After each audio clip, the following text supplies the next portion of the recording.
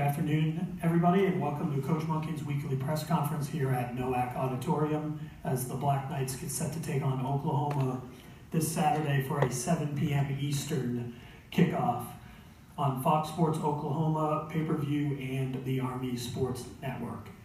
Coach will start with an opening statement and then take questions from those here at NOAC and then those joining us via teleconference. At this time, I'd like to introduce the head coach of the Black Knights, Jeff Monken. Good afternoon.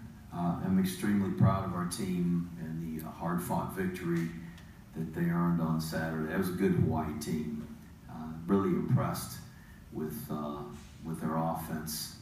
Certainly coming into the game, they were talked about around college football. That McDonald kid and how well he threw the ball. And those two inside receivers were just dynamite. You saw that on Saturday. They made some big plays against us, and they found some targets that hadn't been as involved, and it was a real battle defensively.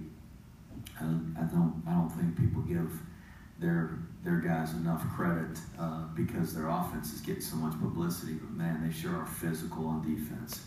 They flew around, and the Tavai kid, the 31, the linebacker, just made a ton of tackles and a lot of plays and blocked a kick. And they got a really good football team, and we were fortunate to win. I'm glad we won. So it was a hard-fought victory. Really proud of our team. I think that's as good as I've felt about our team all year, just in the way we came together and battled and played team football. So it was a great win, and it'd be nice to keep talking about them. We got to talk about Oklahoma. It's just a reminder that we got to go play these guys this week, and they're just an unbelievable football team. Talented, well coached, and very difficult to beat. And we were looking just at some of the statistics that they've got in their press release, and they're really good. And it's going to be a tremendous challenge for us. Coach Riley's done an unbelievable job, and to lose a quarterback like they did last year in Mayfield, and now Murray's got numbers as good or better than Mayfield, tells you that not only is he an extremely talented player, but they've got a system that works, and they can develop guys and put them into those spots, and it works. And I mean, I could go through the list of names. Their running backs, their receivers, their offensive line, their defensive line, the linebackers in particular, their secondary, how fast they are. They play great special teams. I think they're the number 2 kickoff return team in the country right now. They've given up exactly -1 yard total on the season on opponent punt returns. Their field goal extra point kicker is perfect in PATs both last year and this year, 100 and some in a row. You watch them play, they've got 5 defensive starters on their punt coverage team. So I mean, they're playing their best players, and they're really, really competitive. They scored 30 points or more in the last 27 games, and in the one game where they didn't, they scored 29. And that's hard to score 30 points against a great football team like them, and you got to do that obviously to win. So I mean, it just challenges up and down the list, and you know. I could name names and talk about these guys, but you guys can do your homework. They got several parade All-Americans, and as Paul Johnson used to like to say, we got several guys that have marched in a parade. So I'm sure it'll be a great matchup physically.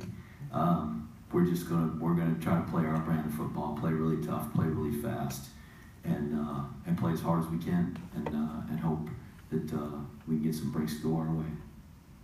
Okay, Coach, so this is the second time. Last year you went up against Ohio State, another monster team. Learn anything from Ohio State you can apply to Oklahoma?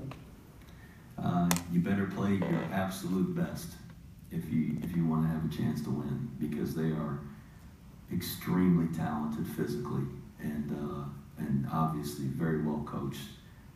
They play some great football teams and some very talented football teams, and they win most of them. I read in this release where in the last 10 years, or excuse me, what's it say? Oh, sorry. In the last 19 years, they've won more Big 12 titles than they've lost home football games. So they've won 11 Big 12 titles and they've lost fewer than that at home, which tells you, I mean, they've sustained success and they're a really tough team to beat. Okay, knowing that, would you consider perhaps not playing your starters in hopes of saving them from injury? I seem to remember it was almost a mass unit after Ohio State with all the injuries. So would you consider perhaps keeping your starters back? Well, I'm no quitter. You might consider that. I would never consider that. So to bring that question up is kind of silly. All right. Rich? Coach, just the opportunity a game like this presents, and after Ohio State, after Notre Dame 2 years ago, you played teams that were in the top 10, top 15. Is it about getting over the hump instead of? Is there less of looking at it wide-eyed as an opportunity, like, hey, we're going to go out there and we played top teams. Let's see how our best goes against them. You've got to. I mean, every one of our guys in this room that plays football here are here because they want to play football at the highest level. And when you think of football at the highest level, certainly a team like Oklahoma comes to mind. And as long as these guys have been playing football, these are the kinds of teams that they dream of playing, the opportunities to do that and measure themselves against the best teams and the best players in the nation. And certainly Oklahoma is one of those. In this same press release, I think they've got 408 weeks in the top 5 AP poll, more than any other team in the nation. So it's historically been a great football program. And you go back to the days of Bud Wilkinson and when he started just tearing through the nation, 47 games in a row, they've never stopped. I mean, they've been a top program since then, and they very well may have been before then. But he certainly made a name for that program as being one of the elite programs in the country, and so our guys are excited about the opportunity. I'm excited about the opportunity to coach in a game like this and take this team up against a group that I know is going to present a great challenge for us. But that's what the Army's all about, and that's what we teach these guys here at West Point. That no matter who the foe is, no matter what the challenge looks like, that we're gonna step up and face the challenge and put our best out there.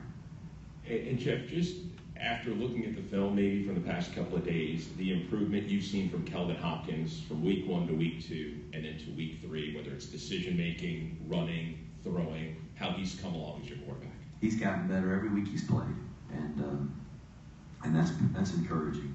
It's been fun to watch and to see him lead and to see him grow in his confidence. And he's a guy that's won a lot of games. We talked about that, just how many football games he's won as a quarterback. I think he is a confident young man, but to see his confidence in running this offense and being the leader of this team has been a lot of fun the last couple of weeks, and hopefully he'll continue to get better.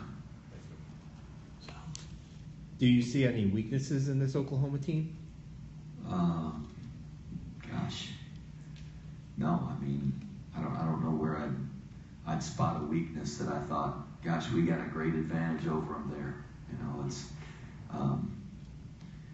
I really like our uniforms. I mean, I think maybe we got as good uniforms as anybody in the country, but they're pretty good too. Very very traditional. That's what I love about college football, the traditions. They're still wearing that same maroon uniforms, the crimson red and the OU on the side. And I mean, it looks like the same days when Barry Switzer was the coach there. When I was growing up watching OU football as a kid, and as I watch football, games all over the country, and it's going to be neat for our guys to experience that.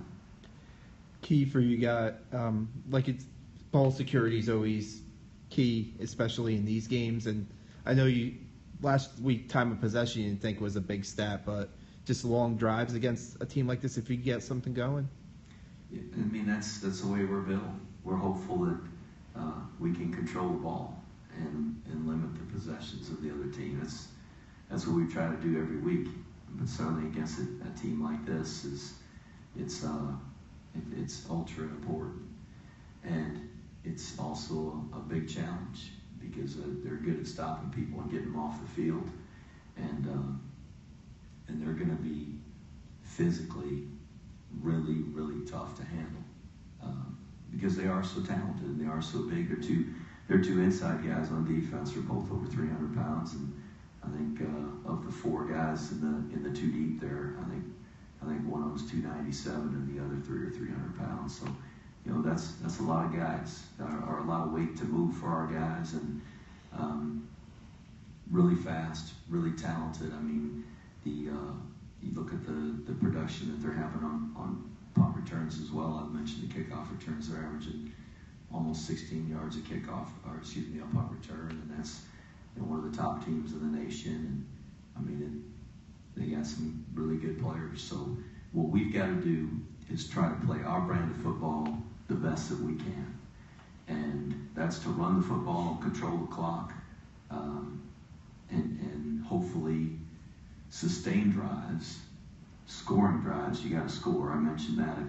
I'll mention it again. You got to score against these guys, and try to maintain possession and give them limited opportunities to get it. That's the best case scenario for us, and we'll work on that all week, and hopefully we'll be able to execute. Stephen. Coach, last week I feel as if you were able to slow the Hawaii offense down in McDonald because you kind of kept him in the pocket and then continued to put pressure on him. Oklahoma has a dual threat kind of quarterback that could do both. How important will it be for you guys to put pressure on him, but at the same time also make sure you contain him and, you know, keep that big playability intact? Well, you got to keep somebody with their eyes on him, because this guy can get loose and run the ball very effectively. And it's not just the pass plays where he scrambles that he's gaining yards. They're running him as a runner, as a quarterback, running back, much like we do, a little different way, but designed quarterback runs. And I mean, he's got a bunch of yards running the ball too. You've seen the stats, I'm sure. So very, very talented.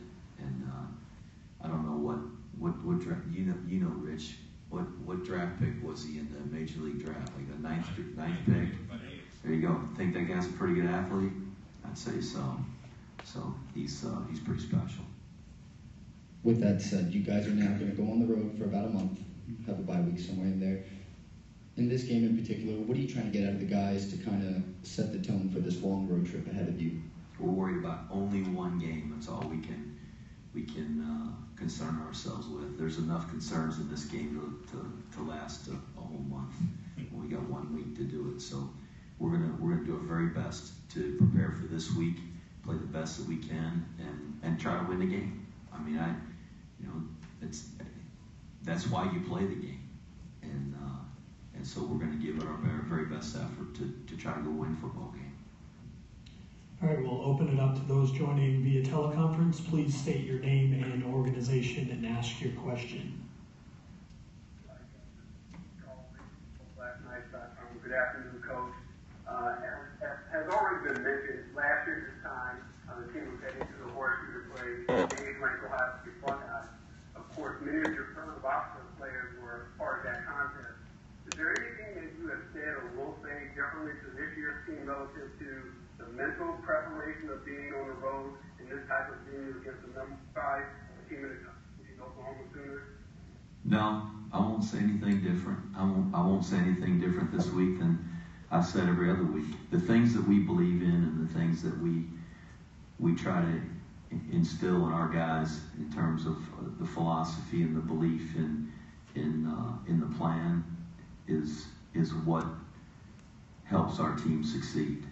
And failure in those areas is what causes us to fall short of our goals. So it's the same thing. We're not going to change the offense or change the defense or change the special teams, or we've got to come up with all these different things to do to win the game. The best thing that we can do is do what we do the very best that we're capable of doing it. And that will give us the best chance to win the game.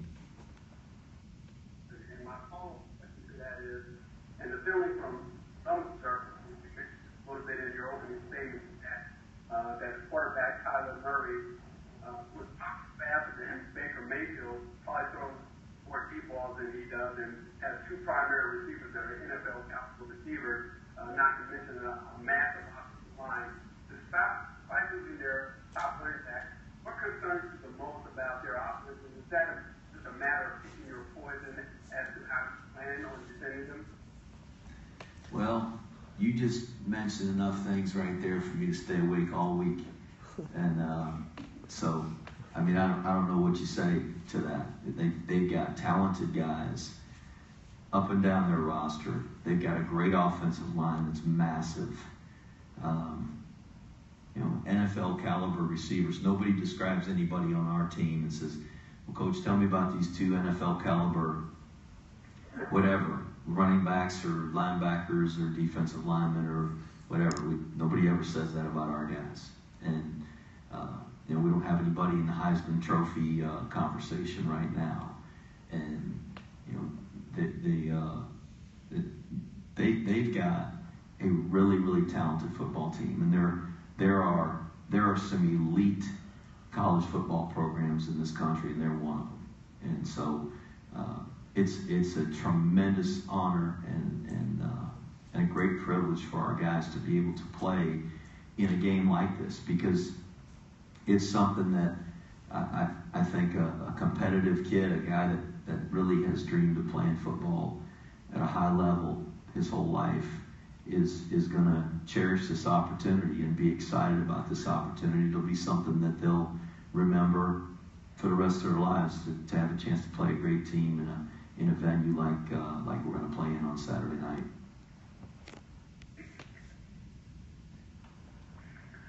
Coach Ken Kreitzer, Sons of American Legion Radio, good afternoon. Last year when we were at Ohio State, you had a great drive in the second quarter, 18 plays I think it was for a touchdown. And is there anything that Oklahoma really hasn't seen about the option offense? They probably don't see it in the Big 12. Is it something unique for them to face from your team this week? I think it's unique for anybody that doesn't face it.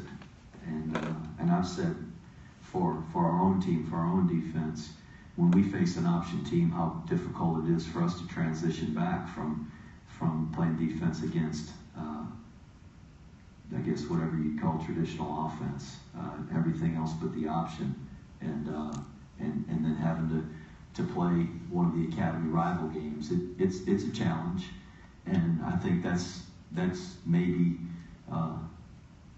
one advantage we might have is that we've got an offense that's fairly unique and that they haven't seen. But I quoted Coach Johnson already. I'll quote him again. He always said physical superiority cancels all theory, and he's right. When you got really, really good players, sometimes it doesn't matter.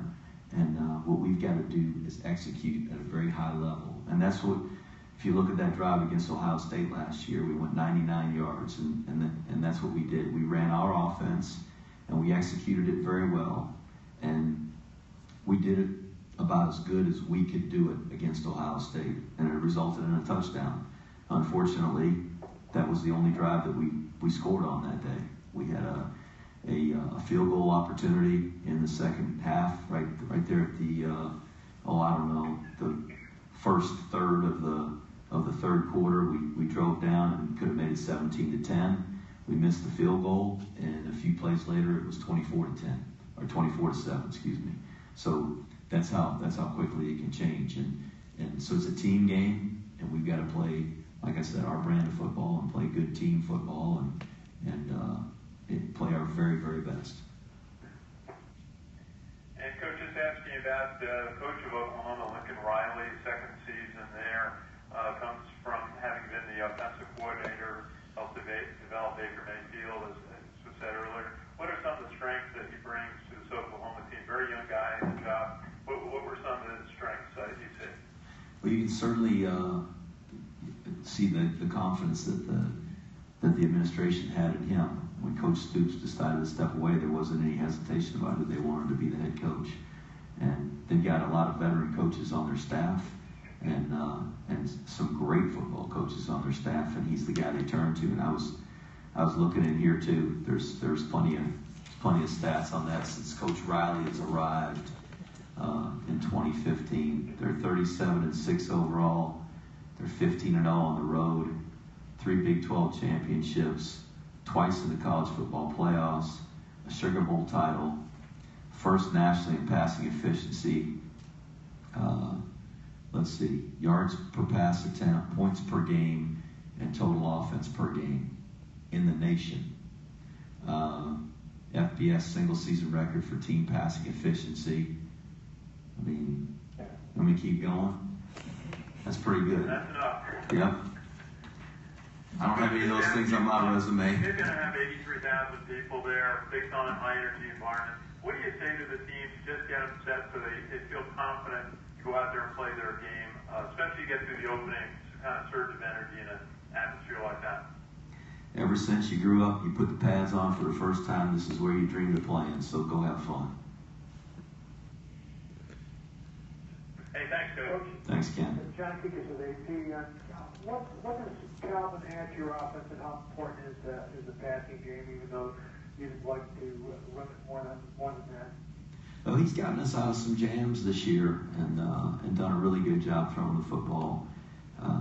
He can make all the throws, and he's done a really good job. He's put some footballs on the money for our guys, and given them opportunities, and that's been a real plus for the offense.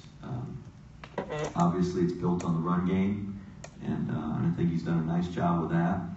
And probably haven't been on the scout team his freshman year, and frankly, that's kind of why we were glad to have him on the scout team. He throws it pretty good, and he could be a little reckless on the scout team and not get yelled at for throwing an interception. So he had to work really hard to just kind of knife some balls in there and make some plays, and he did a good job with that. He was he's had a great year as a freshman helping our football program, and then backing up a guy that was a great leader and a great runner in our program last year, Ahmad Bradshaw.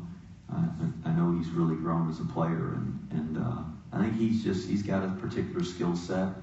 He's not trying to be anybody else. He's just trying to be the best Kelvin Hopkins he can be. And I've been pleased with the way he's practiced and the way he's played. And I'm kind of excited that we do have a quarterback that can make some of those throws that are not easy throws. And it's not easy to find a guy that can run the ball real effectively in this offense and make those throws. We've never had a quarterback that I can think of in this offense that I think throws it as well as Kelvin does. So, we'll see what happens with that. I don't anticipate becoming a throwing team by any stretch of the imagination, but we've thrown it more this year to this point than we did last year, certainly. Thanks, Coach. Thank you. Hey, Jeff. This is Jenny Carlson at the Oklahoman in Oklahoma City. This may be a bit unfair because you're in the middle of the season and preparing for games week to week, but I was wondering if you could step back for a second and just talk about how you guys have turned Army around in the short time you've been there, from not many wins your first couple of years to 10 last year, and really getting things on track. What do you think has been key to that for the program?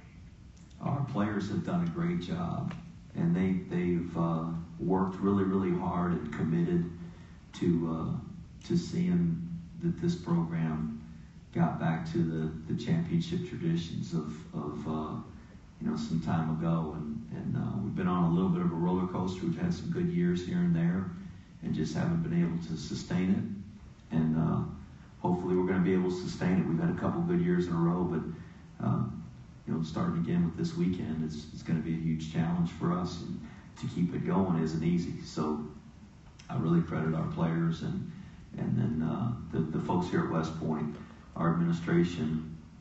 When I arrived, General Caslin and Boo Corrigan, our current athletic director, has been here the whole time with me, and I can't say enough about the support that they gave our program and commitments to helping our guys find more time to sleep, to get nutrition that was so vital, summer training and preparation for the season, that our guys can complete the mission that they have here as cadets and be prepared to serve as they will when they graduate, but also to be prepared to compete at a very high level athletically. And it's just been a team effort by a lot of people, and been really proud of our team the last couple of years. But we got a long way to go this year, and certainly a lot of challenges ahead of us. You mentioned two things there that I kind of want to tie together. You mentioned that championship heritage that Army has had historically, but also the mission of cadets today. And, you know, I look around the college football landscape and I see, you know, just how difficult the task it is to be a college athlete nowadays at a high level to compete for championships. Why do you feel like it's still such an important thing there at West Point to have a really good football team to, like you said, figure out ways to try to get your guys maybe more time to do what they need to do to be better football players when they've got this other, you know, part of that educational mandate that's out there for them? Why do you sense that that's still such an important thing for people there at West Point? Have you ever been to West Point? No, but I've been to the Air Force Academy, so not the same, I know. Not the same, for sure. Walked on that campus there. Well, I'll only tell you this. You've never been to West Point, so you don't get to see anything that happens at West Point. So the only opportunity you have to see West Point in action is to watch our football team play. And you'll either be at the game on Saturday or you'll watch it on TV. And for many Americans, their only touch with West Point is our football team. So I assume that you as an American expects our armed forces to win when we go and fight. And I certainly expect that as an American citizen. When we send soldiers to fight, I expect them to win. And so that's what we prepare our cadets to do, is to fight and to win. And so when we send a football team out on the football field, if we don't prepare them to fight and to win, then we're not doing our jobs. And so that's why it's important for Army to win in football, because the American people expect us to win when we go and fight. And so we're gonna keep striving to put the best team that we can out there on the field, just as we'll strive to put the best officers into the United States Army to serve our nation's fleet soldiers so that we can win our nation's wars. Awesome. Thanks, Jeff. Appreciate that. Any other questions via teleconference?